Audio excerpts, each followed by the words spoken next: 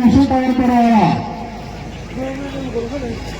एक बार जोरदार तालियों से स्वागत करेगा।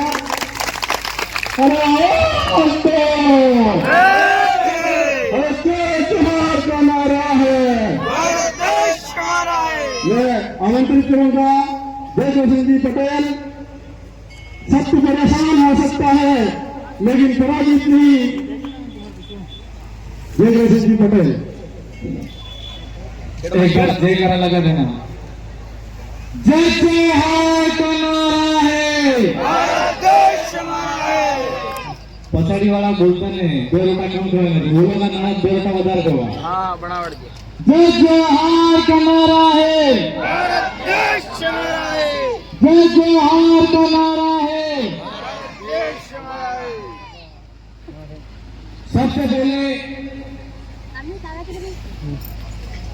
मंच पे मंचासी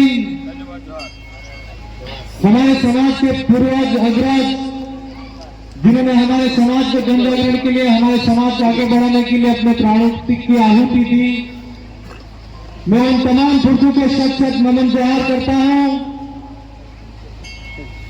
आज का जो भारत आदिवासी पार्टी का ब्लॉक स्तरीय जो अर्थुना के अंदर कार्यक्रम आयोजित हो रहा है नाहली के अंदर, मैं सबसे पहले नाहली की इस पवित्र भूमि को नमन करता हूं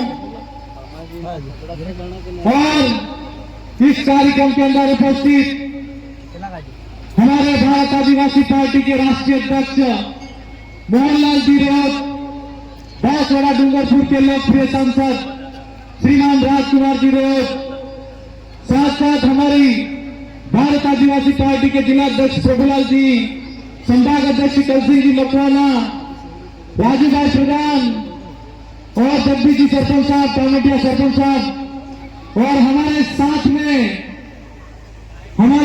खड़े रहने वाले विधानसभा के अंदर हम सबकी आवाज 84 के नवनिर्वाचित एमएलए साहब। मैं इस अवसर पर मेरी पार्टी के तमाम पदाधिकारी इस मंच पर जितने मौजूद हैं, सरपंच साहब टामेटिया, आप सबका मैं माजिया सरपंच साहब, आप सबका मैं मन की अनंत गहराइयों से सबसे पहले इस पैनल के अंदर उपस्थित तमाम मेरे वडील दादा, युवा साथी, मेरी मातृशक्ति, आसपास बैठे हुए तमाम बड़े बुजुर्ग, मैं मेरी और मेरी विधानसभा की जनता की तरफ से आप सबका खूब खूब लाख लाख जोहार अभिनंदन करना चाहता हूं।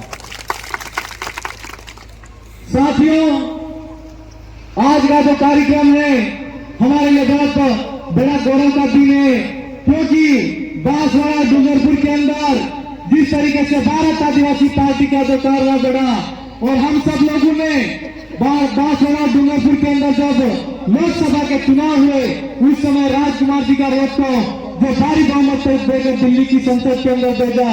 मैं इस अवसर पर हमारे माननीय सांसद साहब राजकुमार जी रोड का भी तमाम जितने मंच पर मौजूद हैं और पंडाल के अंदर मौजूद हैं, बांसवाड़ा जिले के अंदर इकलौता भारत आदिवासी पार्टी का विधायक होने के नाते मन के नन गहराई से आपका भी मैं हार्दिक स्वागत अभिनंदन जोहार अभिनंदन करना चाहूंगा।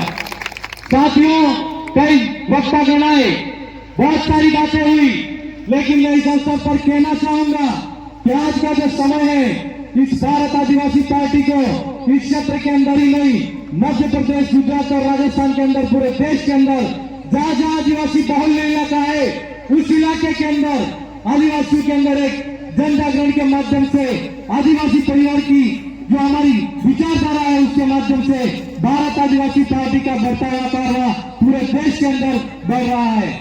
लेकिन मैं आप सबसे इस मौके पर कहना चाहूंगा कि हमारे कई वक्ता गण है वो कह रहे थे कि हमारे इस क्षेत्र के अंदर भारतीय जनता पार्टी है वो आदिवासियों के लिए जार है।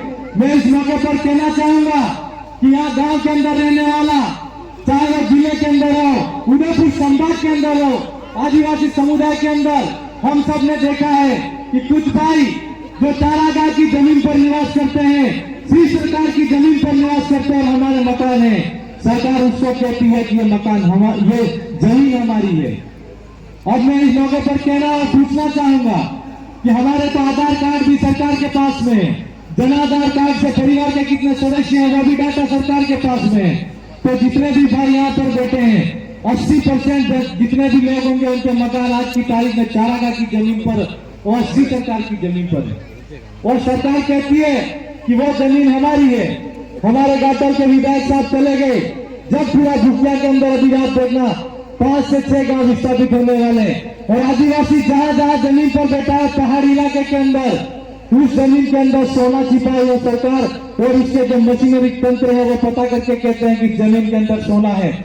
मेरा आप सबसे भी कहना है, सरकार से पूछना है कि जहां जहां आदिवासी इलाका है उस इलाके के अंदर आप कहते हो कि अदरक है, सोना है, प्लेटिनियम है, हीरा है, डायमंड है, तो जहां जहां पर बाजार के जो लोग हैं या जहां शहर निवास करते हैं, जहां पहाड़ी इलाका नहीं है, इस उदयपुर संभाग को छोड़कर और पूरे देश के अंदर जहां जहां आदिवासी इलाके हैं उसी इलाके के अंदर सोना है क्या?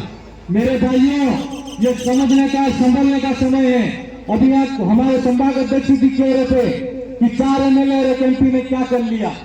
मैं इस मौके पर कहना चाहूंगा कि 70-75 साल से हम जिस गुलामी की जंजीरों से जकड़े हुए थे, एक गुलाम से वो होता है जो हाथों से या पैरों से जिसको गुलाम बनाया जाता है या पकड़ा जाता है या बांधा जाता है। एक गुलाम वो होता है जो मानसिक रूप से हमको बांधा जाता है और मानसिक रूप से हमको जकड़ा जाता है। हमने 79 साल की जो गुलामी इन राजनीतिक पार्टियों की कर रहे थे, उस गुलामी की जंजीरों को हमने तोड़ा है और इस समय हमारे पास में यह जरूर पता लग गया है कि दक्षिणी राजस्थान के आदिवासी को यह पता लग गया है कि हम स्वतंत्र रूप से हम अपना आवाज के रूप में हम हमारा काम कर सकते हैं। हमको ये पता लग गया है कि सरकारें आती हैं, सरकारें जाती हैं, लेकिन आदिवासियों का 79 साल तक आज तक किसी ने भी कोई कल्याण नहीं किया।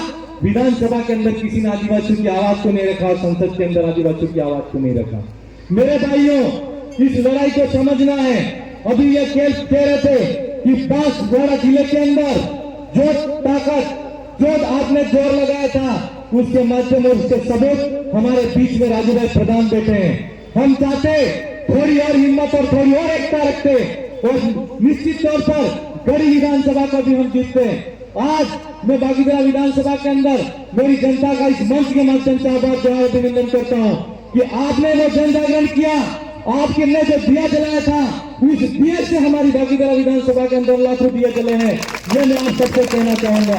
इसलिए कभी भी अपने आप को कम मत समझना और कम मत आंकना, क्योंकि जो जन जागरण और जो एकता अर्चना से शुरू हुई थी। और मैं इस मौके पर कहना चाहूंगा कि काली रात के अंदर भी अगर आपको हमारी जरूरत पड़े तो निश्चित तौर पर चुनाव के अंदर तो हम निश्चित तौर पर रगड़ा निकालना आएंगे, लेकिन अगर ये गोविंदपुरा के अंदर जो सरकारी अफसर और सरकारी दफ्तर से आए हुए कुछ अधिकारी लोग आपकी जमीनों के अंदर आके चेकिंग कर रहे हैं, सोना या क्या निकाल रहे, क्या देख रहे हैं, अगर आपके ऊपर कोई किसी ने कंकर फेंका या आपको किसी ने घर भी अगर उठा के उधर का उधर किया है, घर के अंदर से लकड़ी भी उधर की उधर की, मुझे आवाज देना, मैं आपके बीच में आके खड़ा हूंगा। ये मैं आपको कहना चाहूंगा।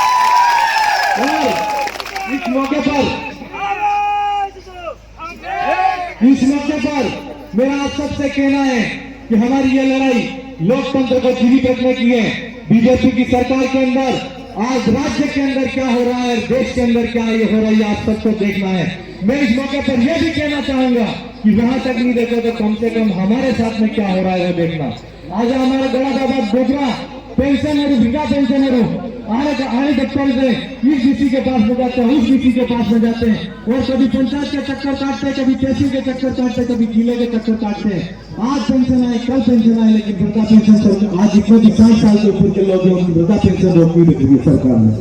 आपने देखा होगा अभी सरकार ने जो नियम बनाया है कि जो श्री सरकार के तारा की जमीन है उसके अंदर वो लोग कब्जा करना चाहते हैं। हम 4 एमएलए गए थे जिस समय उस समय वो बिल पास कर रहे थे तो 4 एमएलए को हमको पढ़ने के लिए दिया। हमने उस बिल पे जो भी श्री सरकार की जमीन है और चारागाह की जमीन है उस जमीन आदिवासियों की जमीन और आदिवासियों को विस्थापन करने की लिए एक सरकार कानून ला रही है। हमने उस कागज पे जो कानून लाया था उस कानून पे साइन करने से ना कह दिया, लेकिन हमारे बीच में एक विधायक बैठे थे सागवाड़ा के, उन विधायक साहब को हमने पूछा कि आपने कम से कम ये साइन किया, ये तो देखो ये किसके लिए साइन किया, सर ये कानून बना रहे थे, क्यों बना रहे? उन्होंने बोला कि हमारी पार्टी है, हम जो सर पार्टी कहे कि वो करना ही पड़ेगा। इसलिए मैं कहना चाहूंगा कि हम तो एक लड़ाई नहीं, अभी भाई सरपंच साहब कह रहे थे कि वन विभाग की जमीन पर पट्टा हमारे सब पास में है, लेकिन पट्टे के लिए हम तहसील के चक्कर काट रहे, जिले के चक्कर काट रहे हैं। मैं इस मौके पर कहना चाहूंगा कि ग्राम सभा के माध्यम से हमारी जो फॉरेस्ट समिति बनी है, एफआरसी जिसको बोलते हैं, एफआरसी का मतलब वो होता है ग्राम सभा समिति की एक समिति होती है जिसको हम कहते हैं वनाधिकार समिति। इसके जो सदस्य होते हैं वो आदिवासी होते हैं, उसका नॉमिनेशन करने वाला सरपंच होता है। मैं इस क्षेत्र के तमाम जितने सरपंच हैं उनको कहना चाहता हूँ कि आप सरपंच होकर क्या कर रहे हो, और संबंधित ब्लॉक के अंदर जो तहसीलदार है वो क्या कर रहा है। अभी मैंने जिले के एक बैठक हुई जिसमें पूछा कि हमारे पूरे जिले के अंदर वनाधिकार के अंदर कितने लोग काबिज हैं, उनके कितने पट्टे हैं, वो पट्टे के लिए कितने आवेदन आए हैं, सामूहिक दावे कितने हैं और व्यक्तिगत दावे कितने हैं। तो जिला प्रशासन ने बोला मुझे कि एक मात्र 12 पट्टों के लिए आवेदन किशोरगंज से आए हुए हैं, बाकी बागीबेड़ा के अंदर 0 है, परचूना के अंदर 0 है, और संबंधित जितने भी ब्लॉक है उनके अंदर भी 0 है। मैं आप सबसे भी कहना चाहूंगा और पूछना चाहूंगा, ये सारी फाइलें तहसील के अंदर दबा के रखी हुई हैं। और इस मौके पर कहना है आपसे, अगर ब्लॉक स्तर पर कोई धरना प्रदर्शन करना पड़े, लड़ाई लड़नी पड़े, और जिले से भी अगर लड़ाई लड़नी पड़े तो हम सब मिलकर इस लड़ाई को लड़ेंगे। इसलिए आप सबको डरने की जरूरत नहीं है।